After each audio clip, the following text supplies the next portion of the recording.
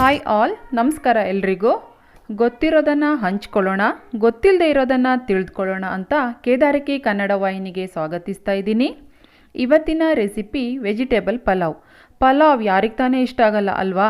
ಒಬ್ಬೊಬ್ಬರು ಒಂದೊಂದು ವಿಧಾನ ಅನುಸರಿಸಿ ಪಲಾವ್ ಮಾಡ್ತಾರಲ್ವಾ. ನಾನಿವತ್ತು ಎಲ್ಲ ಮಸಾಲೆನ ರುಬ್ಬಿ ಹಾಕಿಬಿಟ್ಟು ಹೇಗೆ ಪಲಾವ್ ಮಾಡೋದು ಅಂತ ಹೇಳ್ಕೊಡ್ತೀನಿ. ಈಗ ಇಂಗ್ರೀಡಿಯೆಂಟ್ಸ್ ನೋಡ್ಕೊಳ್ಳಿ. ಸಾಮಗ್ರಿಗಳನ್ನು ನೋಡೋ ಮೊದಲು ನಾನು ಎಷ್ಟು ಅಕ್ಕಿ ತೊಗೊಂಡಿದ್ದೀನಿ ಅಂತ ತೋರಿಸ್ತೀನಿ. ಬಿಗಿನರ್ಸ್ಗೆ ಇದು ಹೆಲ್ಪ್ ಆಗ್ಬೋದು. ನಾನಿಲ್ಲಿ 1.5 ಲೋಟದಷ್ಟು ಅಕ್ಕಿ ತೊಗೊಂಡಿದ್ದೀನಿ.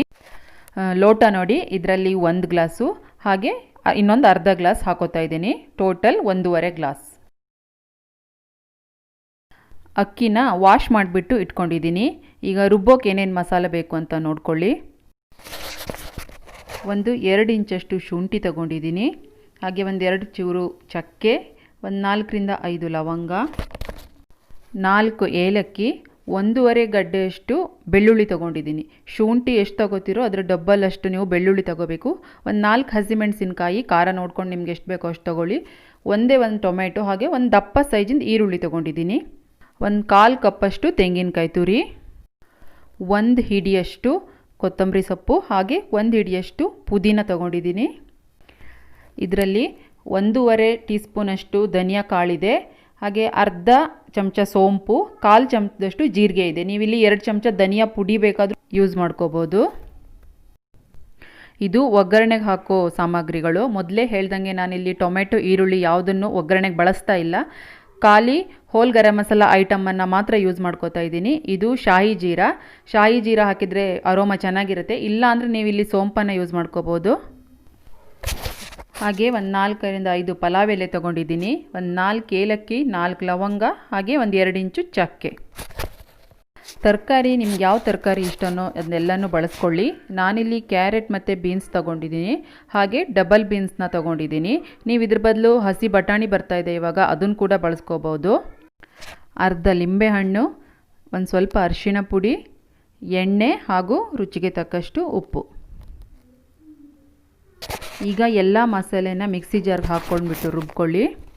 ಮಸಾಲ ರುಬ್ಕೊಂಡ್ಬಿಟ್ರೆ ಇದು ತುಂಬ ಬೇಗನೆ ಆಗೋಗ್ಬಿಡುತ್ತೆ. ಒಗ್ಗರಣೆಯಲ್ಲಿ ನಾವು ಈ ಮಸಾಲನ ಮಾತ್ರ ಬಾಡಿಸಿದ್ರೆ ಆಯಿತು. ಇವಾಗ ರುಬ್ಬಿ ಆಗಿದೆ. ಕುಕ್ಕರ್ನ ಒಲೆ ಮೇಲೆ ಇಟ್ಕೊಂಡು 3ರಿಂದ 4 ಟೇಬಲ್ ಸ್ಪೂನಷ್ಟು ಎಣ್ಣೆ ಹಾಕೋತಾ ಇದ್ದೀನಿ. ನೀವು ತುಪ್ಪ ಬೇಕಾದರೂ ಯೂಸ್ ಮಾಡ್ಬೋದು, ತುಪ್ಪದಲ್ಲೂ ತುಂಬ ಚೆನ್ನಾಗಾಗುತ್ತೆ ಪಲಾವ್. ಈಗ ಎಣ್ಣೆ ಕಾದಿದೆ, ಅದಕ್ಕೆ ಹೋಲ್ ಗರಂ ಮಸಾಲ ಐಟಮ್ ಹಾಕ್ಕೊಂಡ್ಬಿಟ್ಟು ರುಬ್ಬಿಟ್ಕೊಂಡಿರೋ ಮಸಾಲೆನ ಹಾಕ್ಕೊಂಡ್ಬಿಟ್ಟು ಚೆನ್ನಾಗಿ ಫ್ರೈ ಮಾಡಬೇಕು. ಅದು ಎಲ್ಲ ಹಸಿ ಮಸಾಲೆ ಹಾಕಿರೋದ್ರಿಂದ ನಾವು ಅದರಲ್ಲಿರೋ ನೀರಿನಂಶ ಎಲ್ಲ ಹೋಗಿಬಿಟ್ಟು ಸೈಡಲ್ಲಿ ಸ್ವಲ್ಪ ಲೈಟಾಗಿ ಎಣ್ಣೆ ಬಿಟ್ಕೊಳ್ಳೋ ತನಕ ಫ್ರೈ ಮಾಡಿದರೆ ತುಂಬ ಟೇಸ್ಟ್ ಚೆನ್ನಾಗಿ ಬರುತ್ತೆ. ನಾನಿಲ್ಲಿ ಸುಮಾರು 5 ನಿಮಿಷದ ಕಾಲ ಚೆನ್ನಾಗಿ ಫ್ರೈ ಮಾಡ್ಕೊಂಡಿದ್ದೀನಿ. ನೀವಿಲ್ಲಿ ನೋಡ್ಬೋದು, ಇವಾಗ ನೀರೆಲ್ಲ ಡ್ರೈ ಆಗ್ತಾ ಬರ್ತಾ ಇದೆ.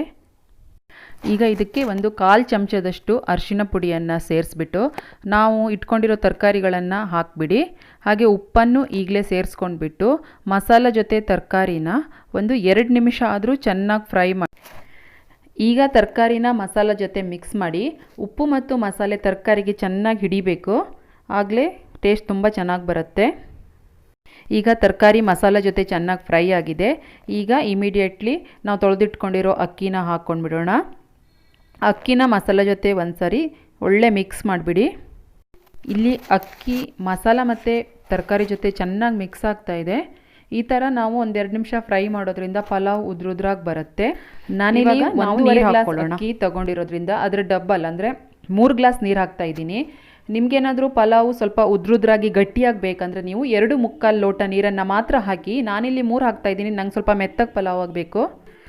ಒಂದು ಸಾರಿ ಮಿಕ್ಸ್ ಮಾಡ್ಕೊಂಡ್ಬಿಟ್ಟು ಈಗ ಇದಕ್ಕೆ ಲಿಂಬೆ ರಸ ಇಟ್ಕೊಂಡಿದ್ದೀವಲ್ಲ ಅದನ್ನು ಹಾಕಿಬಿಡಿ. ಲಿಂಬೆ ರಸ ಹಾಕ್ಕೊಂಡು ಉಪ್ಪೇನಾದರೂ ಕಡಿಮೆ ಆಗಿದೆಯಾ ಅಂತ ನೋಡ್ಕೊಂಡು ಹಾಕ್ಕೊಳ್ಳಿ.